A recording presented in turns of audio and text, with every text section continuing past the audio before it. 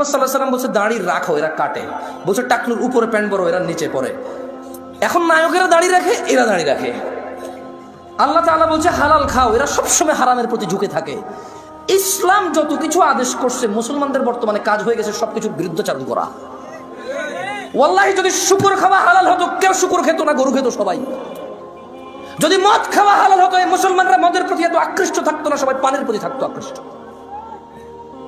যদি সুদ আর ঘুষ খাওয়া হালাল হতো, তাহলে আজকের যে মুসলমান আমার চোখের সামনে আসি আমার মনে হয় এরা কেউ সুদ আর ঘুষ খেত না।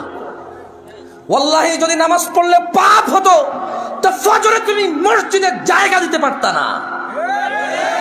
গান শুনলে পাপ হয়, কনসার্টে জায়গা হয় না। গান শুনলে পাপ হয়, কনসার্টে জায়গা হয় না। সিনেমা দেখলে পাপ হয়, ইন্টারনেটে মিলিয়ন বিলিয়ন্স ভিউ হয় ওইটার।